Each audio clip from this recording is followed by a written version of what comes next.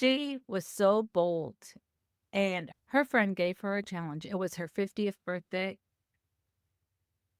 Take three. It was her 50th birthday, and her friend decided to give her a challenge. And this woman that you're going to meet today was bold enough to pick up that challenge and make a huge change in her life. So today on Life Mosaic, please come and hear the story of Jennifer Statsky as we go forward in this Life Mosaic. Hey, Jennifer, how are you doing today? I'm great. How are you? Do you like to go by Jen or Jennifer? I'm so glad that you're here. I gave a little idea that there was a challenge that you took on your 50th birthday. What was that challenge that friend threw down at you? My one of my girlfriends threw down a transformational challenge for me. So basically, it started. She challenged me in 2019. In 2020 was my 50th, and we know what happened in 2020. The Yeah. world shut down.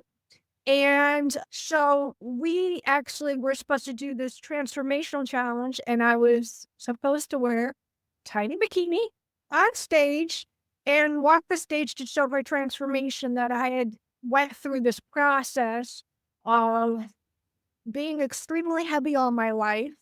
And in 10 years, it took me to lean out and to be comfortable in my own skin and learn the tools and habits and skills that actually make me a better coach now currently.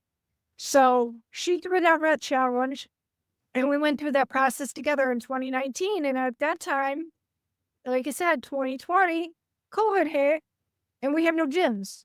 Yeah. I built a little gym at the house and we did online workout programs. We used to do online workouts together and pushed each other through this process. And in this process, I had to learn how to eat the right way as a bodybuilder. And I followed all the coaches on YouTube and all these popular, famous coaches and all these gentlemen who were teaching me how to track my macros and learn all this stuff that I needed to learn in order to be able to be on stage in 2020, which didn't happen until 2021. So before your 50th birthday, you had gone through losing weight. Yes, I back when I started in 20, I think it was 2016, I was 189 pounds. And I was disgusted with the way I felt. I didn't feel good about myself. I had low self-confidence. I was very negative Nelly as far as my mindset. And I started doing online workout programs and started to transform my life from there. So going through that, what was it during that time or was it when you got into the challenge that really changed your mental mindset to I would say it was definitely the challenge of the transformation and going through the bodybuilding process because you have to deal with a lot of stuff when you're shedding the weight off and you're going through this process. Because sometimes you will revert back to some old habits and you have to learn how to work through those so you can meet the standards that you're supposed to meet to be on stage. And what I did during that time was I did a lot of journaling and a lot of self-reflection, and, sometimes, I'll be honest, I cried. Stuff that I thought I'd healed years ago that I really didn't heal. I can imagine that because we've all gone on eating plans or regimens and whatever. And I don't know about you, but I know I get very hyper focused and then it makes me very anxious and then when I fall off, I get very discouraged. Eh, Is that some of the things that you went through during that time? Yes, and it brings up, like, dark moments, like, you don't realize how much you value certain things or how much stuff, like, I had a lot of eating issues when I was a child. And I was very overweight, and I grew up in an Italian household, so, of course, every meal was if you're sad, you're happy, you eat. It's always revolved around food. It was very hard for me to start going through this process of learning how to eat right and that kind of stuff before I even did the challenge because I have a mother who's Italian and she likes to feed us. So I would tell her, Mom, I appreciate you. I love you, but please do not put my food on my plate. I will put my own serving on my own plate because then I could guesstimate tracking wise what I was eating and that kind of stuff.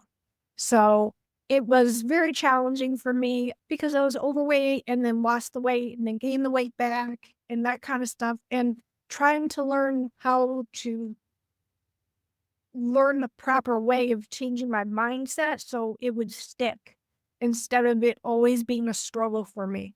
I'll lose the weight, gain the weight back. And then when you gain the weight back, you gain more back, type Uh-huh. of what you already lost. So I kind of learned how to work through those past demons that I have. Let's put it that way. Yeah. So, at what point of this journey did you realize this was something much bigger? I started realizing it when I was about, say, 5 years into the online losing weight coaching stuff that I was doing, but I was actually in the process of trying to learn the whole thing. I learned how to use container systems and that kind of stuff to try and track my food, and that didn't work because once you stop doing it, it's not gonna work. What Right. stuck was when I learned how to track my macros, and I do it every day now, and I've done it for the last 4.5 years, and it's been a huge change in my life. It really keeps me accountable to my goals, and it also keeps me on track with myself and honest with myself about what I eat and that kind of thing. One day isn't gonna mess everything up. It's multiple days over time and not doing the proper steps, the nutrition, the mindset stuff in the gym is big for me. I'm there 6 days a week. Wow. Healing your inner child. It played a huge part of your journey. Can you share a moment when you recognized that healing in action and you saw yourself responding differently than before? I would say with family, with my mother, for instance, with the food situation, I never had the bull guts enough to say anything to her because I didn't wanna hurt her feelings because she's my mom. But I had to step up for me and say, "Hey, mom, this isn't how I do things anymore. Can you please not do it this way and allow me to put my own food on my plate?" And I spoke up for myself. I had my own voice. And for years, I just suppressed my voice. I didn't really speak what I really felt. And that was hard for me sometimes. So, part of this journey, the bodybuilding has it become like a passion for you? Yes, I absolutely love it. One time on the stage and I was hooked. Just, I couldn't say it more than that. It's just a total different thing. Some people like it, some people don't. Some people do it just because they want to do a challenge and they're done with it one time and they're done. But I got hooked. I fell in love with the bodybuilding community. And I actually recently, like I said, the first show I coached myself in 2021 when I did the one here in Connecticut because I was supposed to do the challenge in 2020 with my girlfriend, but because the world had shut down and everything, 2021, the conference did not happen that we were supposed to do together. So I did one here locally in Connecticut, and I did that one on my own. I hired a posing coach and I did my own training schedule. I did my own nutrition and everything. I figured everything out for myself, which was a huge feat for me to even take on all that. And then after that first show, I decided I didn't want to have to think through that process because it's a lot of mental that goes through. There's a lot of mental stuff that you deal with when you're competing and leaning out and that kind of stuff. You're shedding body fat, but you're also shedding old pieces of you as you're going through this process.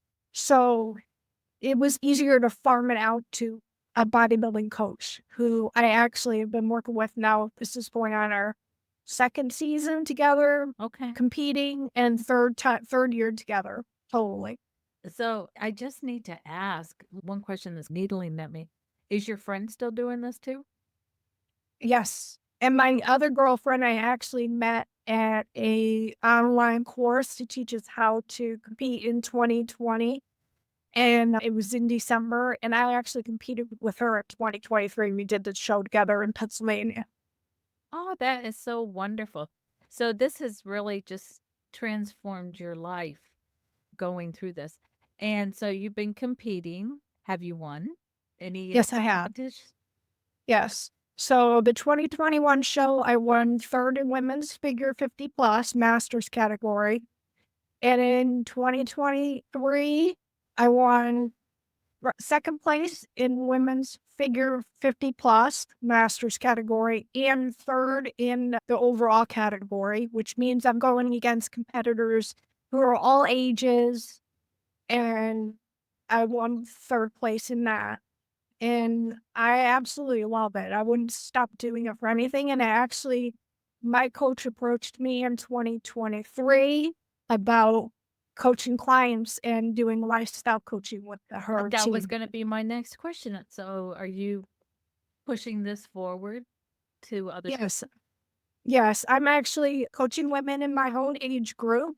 So we try to make sure the clients align with my age range and that kind of stuff so I can help motivate them. They either have staged goals like to get to stage eventually and they still need to shed the weight and learn the habits and the nutrition and the gym and the workouts that go along with that. Or they just want to be a lifestyle client and kind of want that body, but don't want to walk the stage. Okay. Very interesting. Where are some of the places that you compete? So I competed in Connecticut in the MPC physique committee. So it's a bodybuilding USA program. It's more prestigious than the Natural Federation. I'm competing against women that are taking steroids and stuff, but I'm a natural athlete and I prefer to stay in that national organization because it's more prestigious if you get your pro card. And that's my goal is hopefully this year is to work towards getting my pro card. Where will you be competing for that? I am competing in New Jersey and in Pennsylvania. I'm Okay. sorry. Yeah, Pennsylvania. And about how many people do you come up like in your category? About how many other women will you be competing against? It depends on each show is different, and depending on who signs up that day, that's who I'm going against. So in 2023, the women's figure plus, it was just me and another lady. And then in the open, there was only 3 of us in women's figure, so it was a very small show. Some of these shows are larger, so it depends. Like Connecticut, I think there was more than 3 of us. I think there was 5 of us. Every show is different, so you never know how many women are going to be there. It's all who shows up, and sometimes they don't register till 2 weeks before, so you can't even look at the registration list to see who's gonna be there, so If so, moving forward in this, if somebody wanted to had questions for you or wanted a little bit more information of what it took, do you do you offer like a consultation or something? yeah, basically, there is a form that I sent to you that people could fill out and request me as a coach. My coach would actually have the conversation with them about, what the program entails, those kind of details. And then she keeps clients with them for a couple weeks, with her for a couple weeks, just so they get used to the system and how things work. And then she transfers them over to me. And then I work one on one with them through an app and it's done all virtually. She does posing too for women who are interested in having a coach pose practice with them. Sometimes that's I hate to say it, but it is the hardest thing in bodybuilding. The posing looks easy, but it is not. It's very difficult. It takes a lot of practice. I'm going on my 3rd season, and I finally feel after 4 years, I've got the posing down enough that I'm getting my transitions down, my stage presence down. It's taking a long time, but it's good to have somebody who could show and teach you the right things, like how to pose properly and that kind of stuff and what the judges are looking for. And my coach is a judge as well. So that's Okay. why I hired her too. Okay, so the really philosophical question is, if you could go back and talk to your younger self about this, what is the biggest piece of advice would you give your younger self, and what kudos, so it's two parts, and then what kudos would you give to that person now that you're older? I would say that don't give up on your journey no matter how long it takes because you're worth it. And no matter who disagrees with you, who doesn't believe in you, or who feels like this isn't anything you should be doing, you need to do what's best for you and what you feel in your heart is calling you to do. Very And I was saying for the kudos is that as I tell my daughters, if I can do it in my 50s and I went back to college in my 40s, you can go back to school and do well in school because mommy is a bodybuilder out there on stage and doing this because she loves what she does, but also too because I went back to school in my 40s and I got magna cum laude. So you can do it too. There's no reason why they can't. They can do anything they want, and they can set their mind on being president of the United States if that's what they wanna do, but they have to be willing to put in the effort and the time and that it takes to get through that journey and to be able to say, "Hey, I might not have accomplished everything I wanted to do, but I still have more to go," and just keep going along that journey. What a wonderful legacy that you are leaving behind for your girls and hopefully future generations to come. So, what is what do you girls think about everything that you've accomplished? They're very proud of me. They're very excited. Like when I do a show, the first one, I didn't expect them to come, but they did, and they were there to support me.